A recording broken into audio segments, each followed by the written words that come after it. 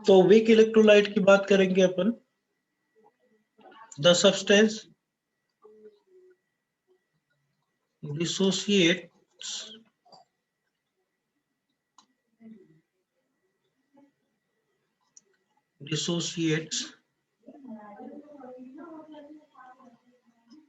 partially yet to a small extent,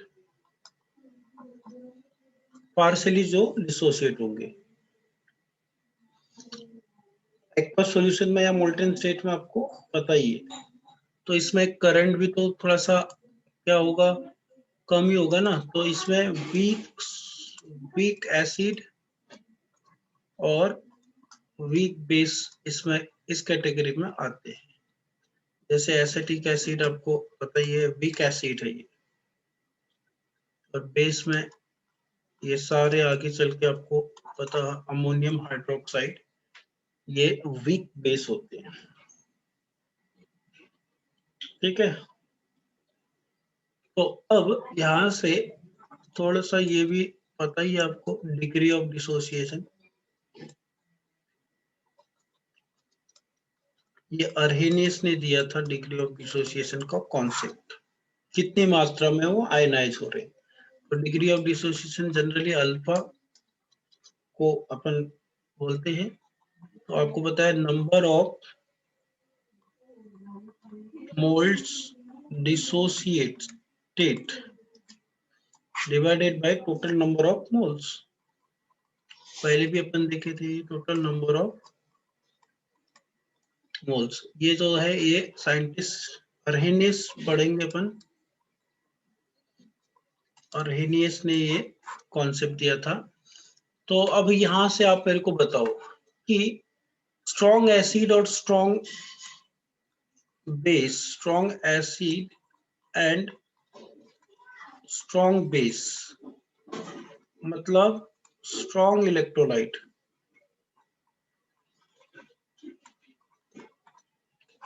उनकी degree of dissociation कितना होता होगा?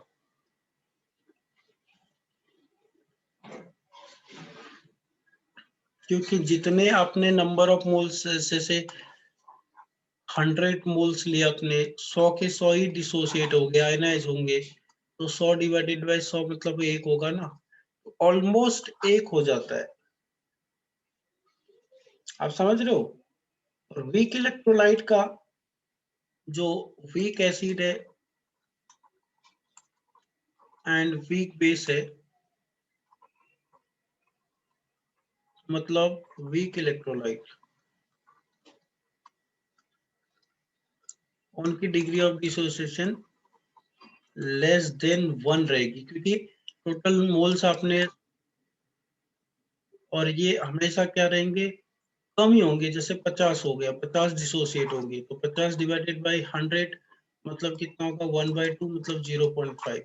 ये ऑलमोस्ट 1 के बराबर होते हैं डिग्री ऑफ डिसोसिएशन, बट ये हमेशा लेस देन 1 रहेंगे, क्योंकि कंप्लीटली डिसोसिएशन नहीं होता है।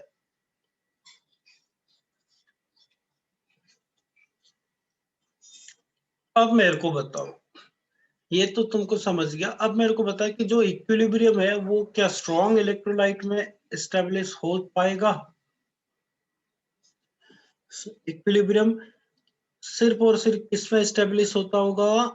यही से आप समझ रहे हो? बिल्कुल नहीं अनुज, बिल्कुल सही, वीक में। यस, तो ionic equilibrium is all about, बोलो, ionic equilibrium is all about weak electrolyte. तो फिर आप बोलोगे सर स्ट्रॉन्ग क्यों पढ़ा है? अरे तो पता तो होना ना आपको इलेक्ट्रोकेमिस्ट्री में। ये फिर से आने ही वाला है, तो एक बार यहाँ पढ़ लिए तो कौन सा गुनाह किया। कोई Ansh Suryavanshi, Chandravanshi, sorry, hand raise कर रहा है, कुछ हाथ दर्द दे रहे क्या तुम्हारे? बताओ, मतलब कुछ पूछना है, आई मीन।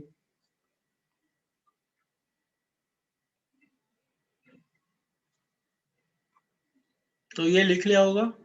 आगे चलते अपन। अब आयनिक इक्विलिब्रियम अपन देखेंगे वीक इलेक्ट्रोलाइट में। ठीक है, ionic equilibrium in weak electrolyte. आगे बढ़ूं?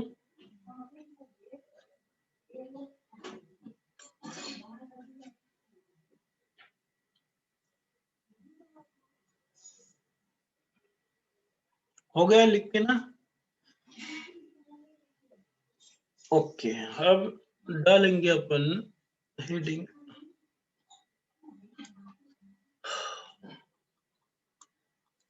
Ionic equilibrium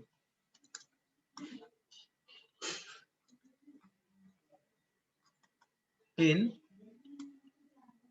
weak electrolyte.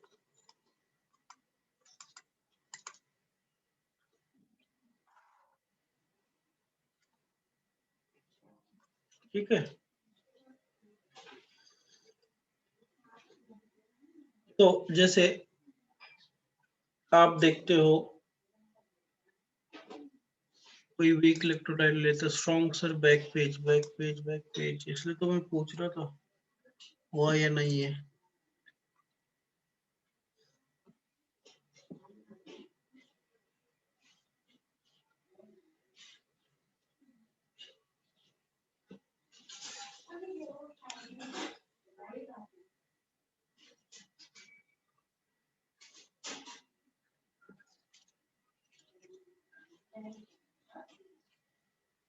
हो गया अनुज?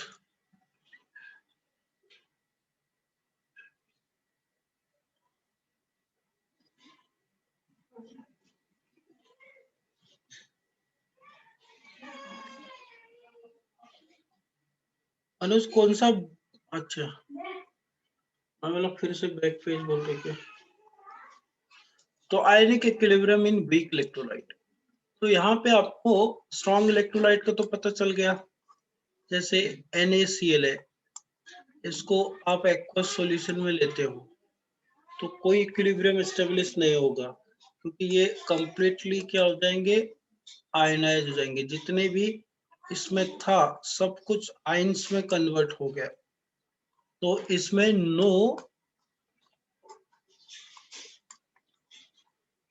No equilibrium exist for strong electrolyte, बोल सकते हैं ना अपन।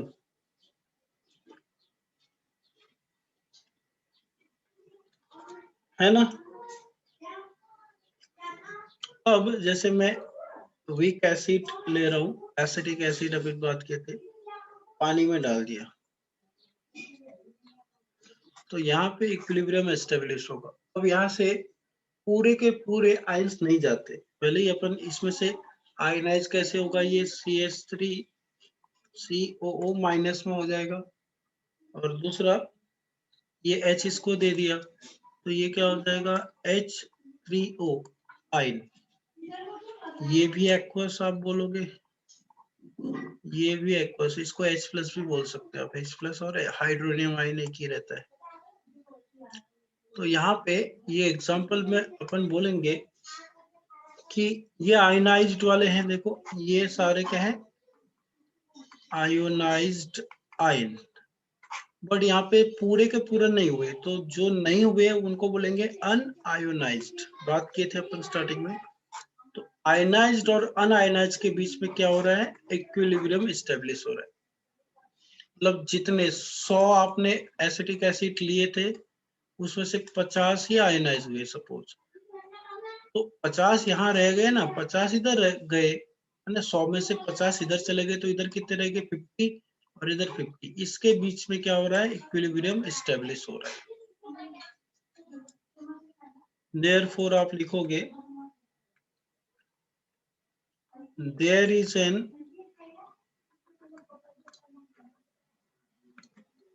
equilibrium between unionized electrolyte and the ion formed in the solution। बात समझ में आ गई? तो इसी को बोलते हैं अपन, this is called ionic equilibrium। तो लेसन का बेसिक आपको इंट्रोडक्शन आ गया है समझ में, ऐसा मैं मान के चलता हूँ।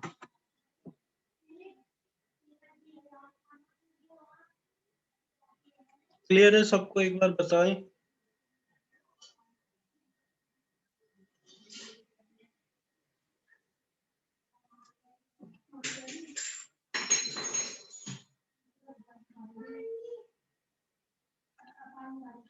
एकदम सिंपल है, यहाँ तक तो क्लियर है। प्रणय, पीयूष, सात्विक, चलो मान के चलता हूँ कि मैं सबको समझ में आ गया। इतना लिख लो फिर।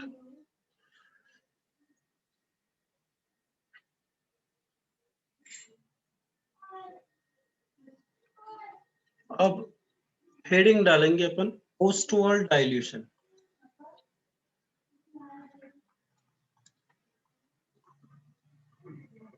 Post walls dilution law.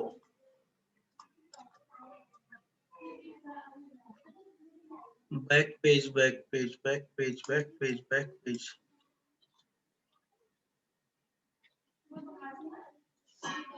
ये लो बैक पेज।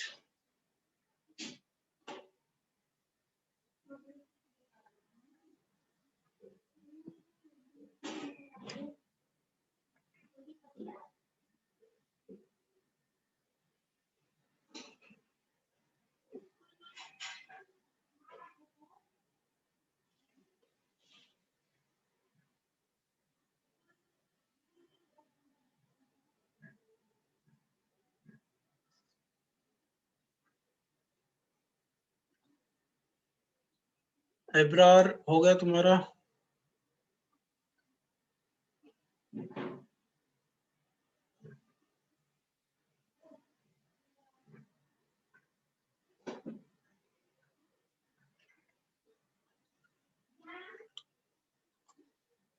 ओके, तो ओस्टवाल डाइल्यूशन लॉ अपन देखेंगे।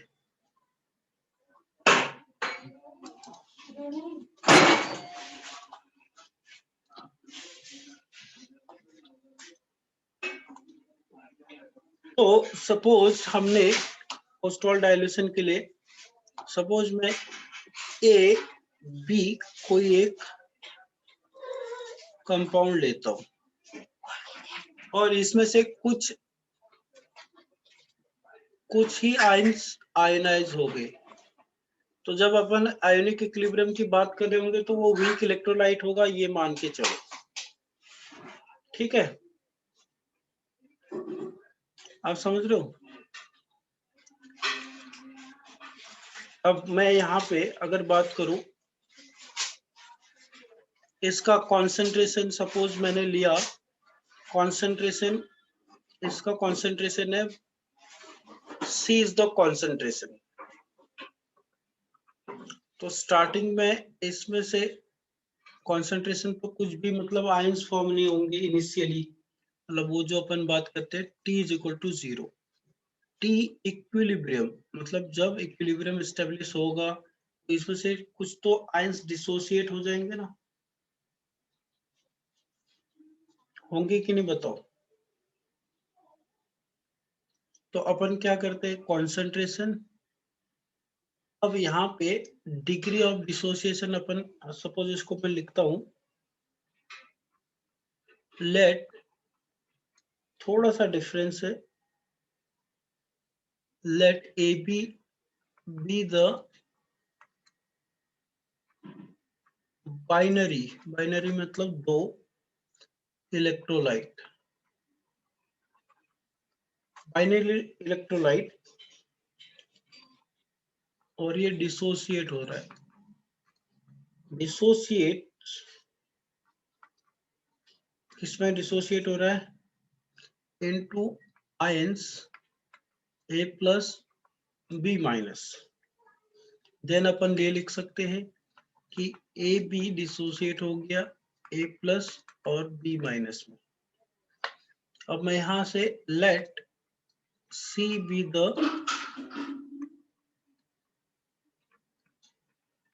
concentration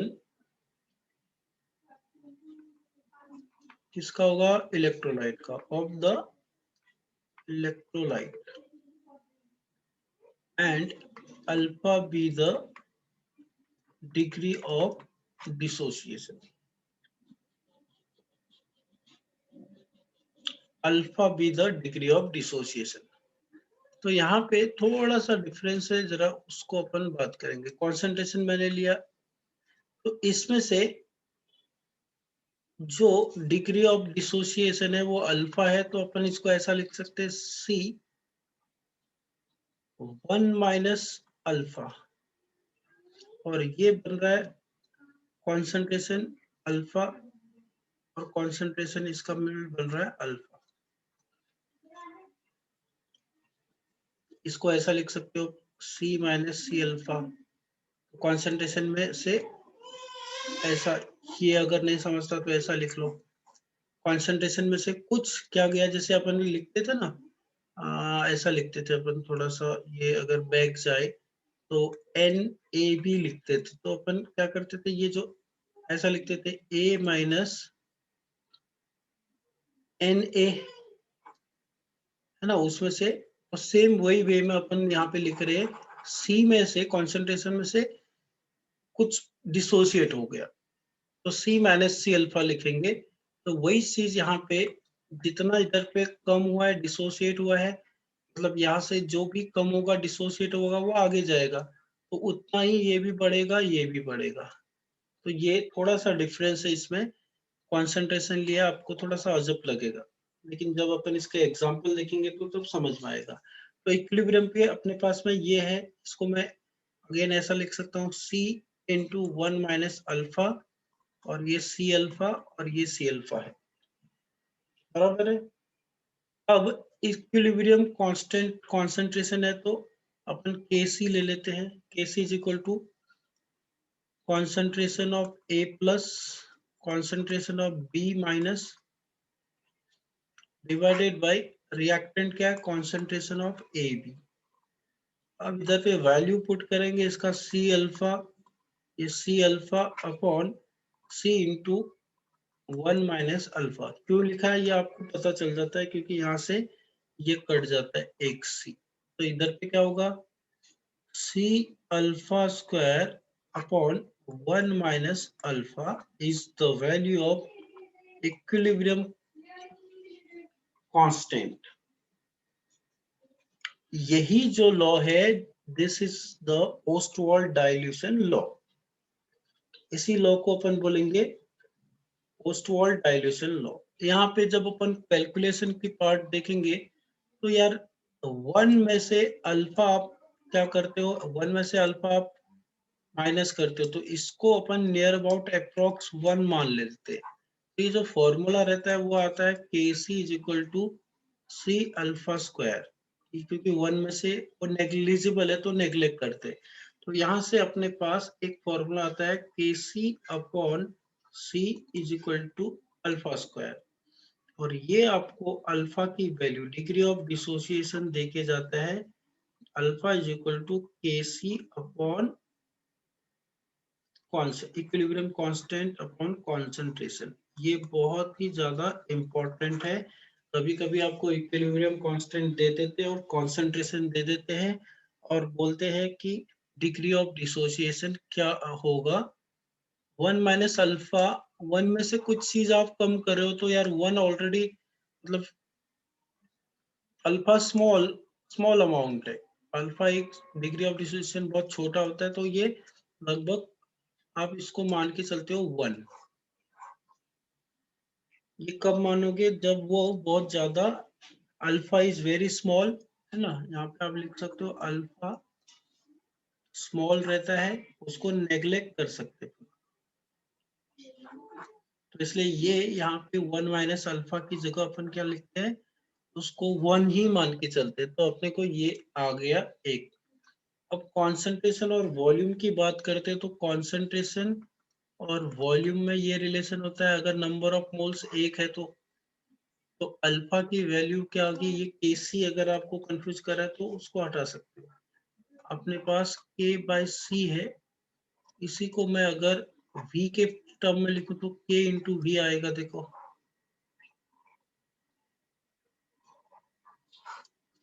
इसी के टर्म में क्या आ जाएगा, K इंटू V। इसी को बोलते हैं अपन ओस्टवाल्ड डाइल्यूशन लॉ। क्लियर हो गया क्या सबको, बताओ एक बार।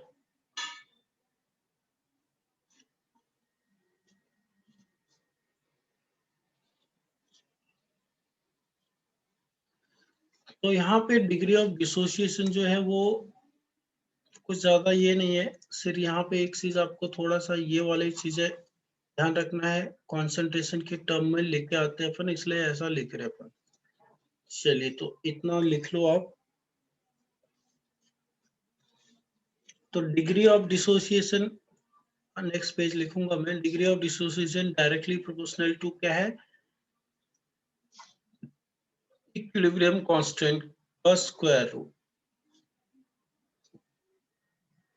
Alpha. Degree of dissociation directly proportional to KC या के लिख लो आप, और डायरेक्टली प्रोपोर्शनल टू वॉल्यूम भी है, सब यहाँ से बना सकते हैं आप। Inversely proportional to square root of concentration, directly proportional to square root of volume.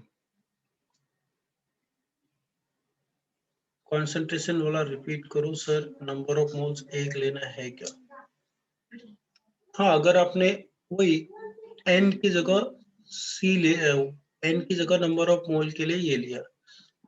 कुछ लोग बोले रिपीट करो, एक बार देखो। तो हमने ए बी लिया, ये आपको पता है ए बी, ये डिसोसिएट हो गया, वीक इलेक्ट्रोलाइट है तो पूरी तरह से डिसोसिएट नहीं हुआ होगा।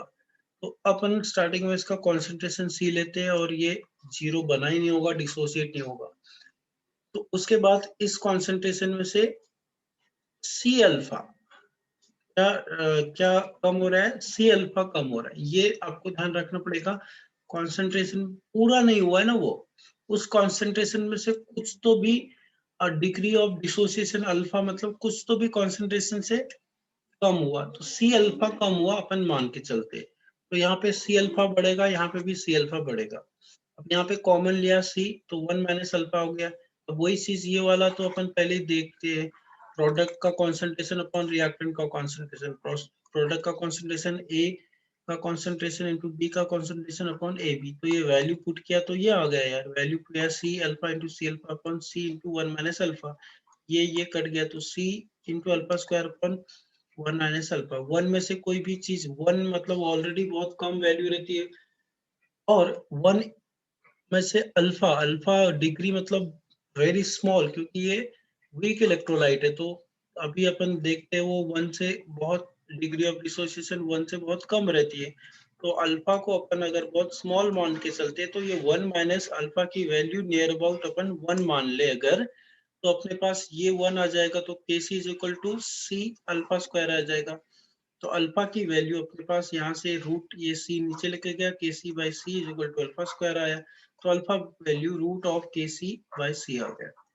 अब ये अगर मैं नंबर ऑफ मोल्स वन लूँ तो concentration number of moles by volume, तो सी की वैल्यू रख दिया तो ये आ गया, खत्म। तो यही है अपन पोस्ट वॉल डायलेशन लॉ देखेंगे। अब यहाँ पे मैं एक आपको केसी के बारे में कुछ जानकारी दे रहा हूँ, ये जरूर आप उसको लिखना।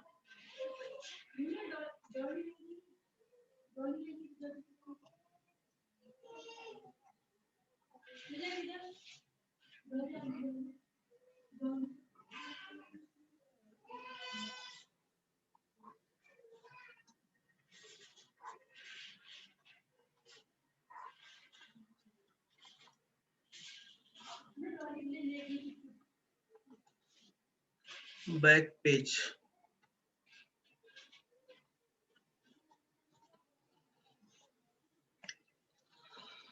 ये आपको यूज टू हो जाओगे, इसमें कोई ज्यादा वो नहीं है। यूज टू मतलब ये आपको आगे बहुत बार आएगा। तो जैसे उधर पे अपन केमिकल इक्विलिब्रियम में देखे थे, वही चीज है, फॉर्मूला वही है, रिएक्टेंट प्रोडक्ट का कॉन्सेंट्रेशन अपॉन रिएक्टेंट का कॉन्सेंट्रेशन, कोई चेंज नहीं है। सिर्फ चेंज है तो यहाँ पे कॉन्सेंट्रेशन के टर्म से हमने लिया है। Okay,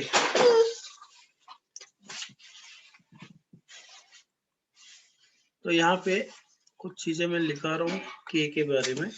suppose Kc equilibrium constant है अपने पास, क्या चाहिए? हाँ? ये एक मिनट,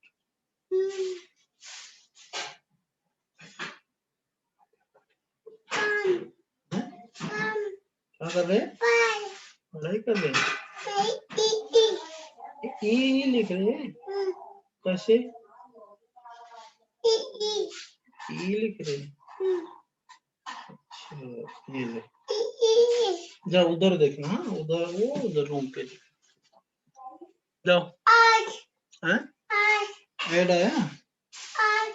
जाओ जाओ, आवाज उधर मम्मी को बड़ा मारना, जाओ उधर लेके जाओ उसको। लंच ब्रेक क्लास 1, हाँ ये एक थोड़ा सा मैं ना ये वाला कंप्लीट कर लेता हूँ, 2 मिनट दो बस।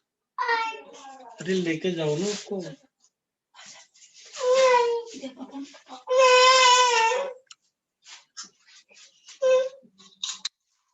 उसके बाद आप फ्री हो, मेरी भी क्लास है 1 बजे। तो अगर मैं एसिड लिया, वीक एसिड, तो ये डिसोसिएट हो जाता है इस तरह से। आपका बेटा बोल रहा है सर क्लास एंड करो। अरे ठीक है ना, 2 मिनट रुक नहीं सकता क्या? तो ये एसिड लिया, तो एसिड के लिए इक्विलिब्रियम कांस्टेंट अपन के लेते हैं Ka, ठीक है। अगर मैं वीक बेस लूं Kb, तो क्या हो जाएगा इक्विलिब्रियम? कोई एग्जांपल अपन देखते हैं।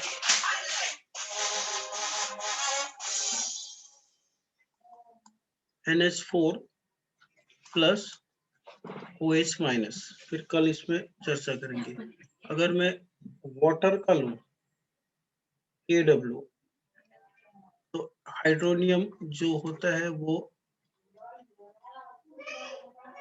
पानी पानी पानी पानी, H2O का लूं तो H plus plus OH minus आ जाएगा, ठीक है। Kc ये चेंज हो जाएगा, Ka for acid, Kb for base, Kw for water, है ना। Ksp सोल्युबिलिटी प्रोडक्ट, तो इसमें सपोज AgCl ये सॉलिड है और ये Ag प्लस और Cl माइनस आ गया। तो यहाँ पे क्या है, इसको थोड़ा सा लिख लो, थोड़ा Ksp सोल्युबिलिटी प्रोडक्ट बोलते हैं इसको।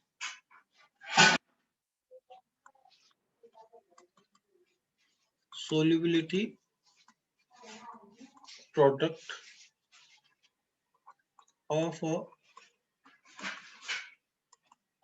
sparingly soluble salt। ये वर्ड जो sparingly soluble salt मतलब जो पूरी तरह से सोल्यूबल नहीं होता, बाद में आएगा ये, ठीक है। उसके बाद KH लिख लो, बस लास्ट है। ये होता है हाइड्रोलिसिस कांस्टेंट।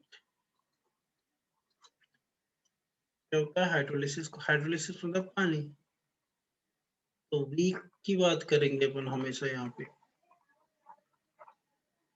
तो क्या होगा, पानी NH4 OH प्लस, कल चर्चा करेंगे डिटेल में इसका। तो Cl आयन चले जाएंगे यहाँ से, ये HOH ये भी H देगा और OH और ये मिल जाएंगे, ये बना देगा, H बोलते हैं हाइड्रोलिसिस कांस्टेंट, ठीक है।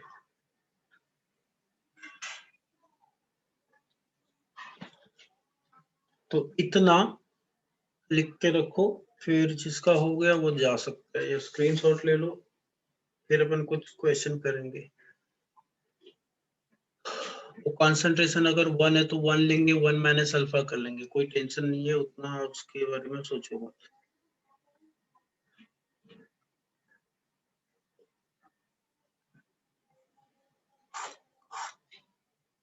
कल कुछ क्वेश्चन करा दूंगा इसके। फिर अपन एसिड और बेस के बारे में पढ़ेंगे, और हिनेस का थ्योरी पढ़ने वाले अपन, लॉरी ब्रॉन्सीड एसिड बेस पढ़ेंगे, कॉन्जुगेटेड एसिड बेस का पेयर पढ़ेंगे, और कौन से स्ट्रेंथ है एसिड और बेस की, ये भी देखने वाले अपन। तो जिसका हो गया आप ऐड करके निकल सकते हो। लेविस एसिड बेस अपन देखने वाले हैं। बाद में फिर पीएच स्केल अपने को देखना पड़ेगा। चले, हो गया। तो मीटिंग एंड कर रहे हैं अपन यहाँ पे। स्क्रीनशॉट ले लो, बाद में आराम से कर सकते हो आप।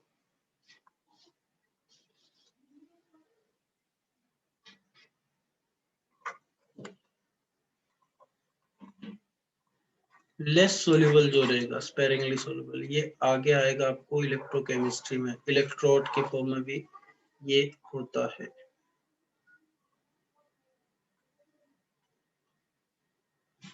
चलिए बाय बाय, कल मिलते हैं।